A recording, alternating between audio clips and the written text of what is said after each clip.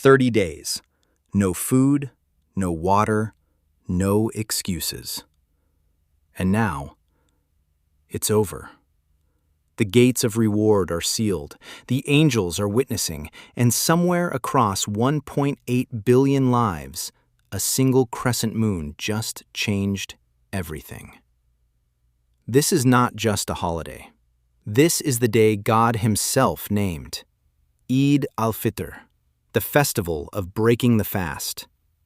But here's what almost nobody tells you about what this day actually means. Picture the city of Medina in the second year after the Hijrah, a young community, far from home, carrying the weight of exile and war.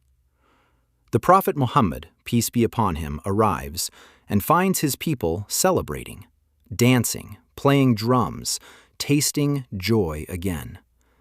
He doesn't silence them. He doesn't rebuke them. He smiles. He says, "Every nation has its festival, and this is ours." That moment became the foundation of Eid. Not ritual alone, not obligation alone, but permission, sacred, divine permission to feel alive. So why do so many of us still treat this day like just another morning? Because we missed what Ramadan was actually building. Think of it this way. For 30 days, you were in a forge. Every hunger pang was a hammer blow.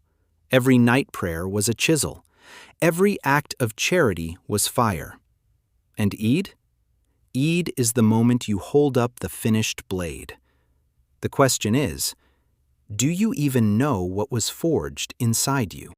The word Fitr doesn't just mean breaking fast. In Arabic, it carries the root meaning of nature, fitra, the original, pure state a human soul was created in.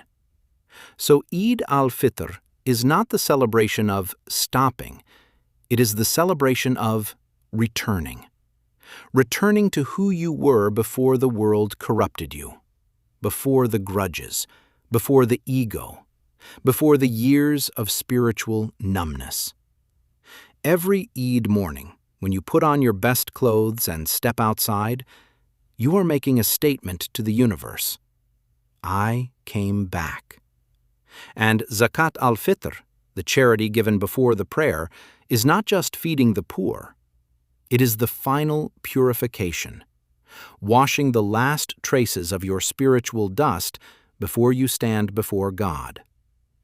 No soul should arrive at Eid prayer carrying debt, hunger, or uncleaned sins. This is the architecture of the day. Every single piece is intentional. But here is where it gets deeply personal and deeply challenging. What do you do with the person who wronged you, whose name still tightens your chest when you hear it? Eid comes for them too. The Prophet, peace be upon him, said that the gates of paradise are opened on the first night of Ramadan, and they stay open through Eid. Scholars say there is wisdom in this. The door doesn't close the moment Ramadan ends. God is giving you one final moment to walk through.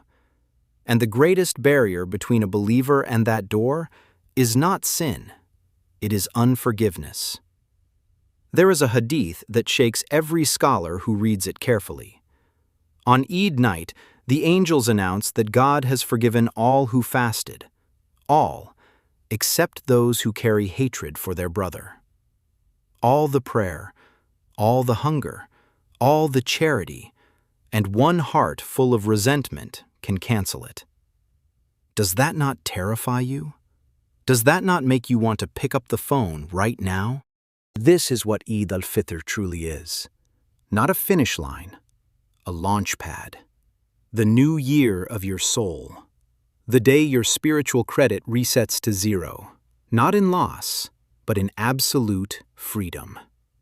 The Prophet, peace be upon him, would walk to Eid prayer on one route and return on a completely different one. Scholars say he wanted to greet as many people as possible on both sides of the road. He wanted no one to feel unseen on this day. Every direction he walked, He carried joy with him. So on this morning, the morning your soul is free, the morning the angels are still watching, the morning 1 billion hearts beat with the same takbir, do not waste it on smallness. Do not shrink back into the same person who entered Ramadan. The Prophet, peace be upon him, changed his route so that more of the world could feel his presence.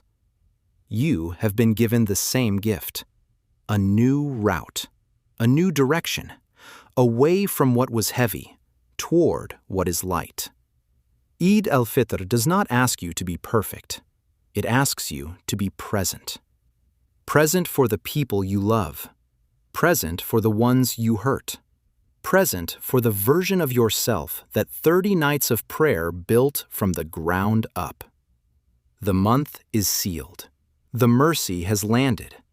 Now walk, and let the world feel which direction you chose.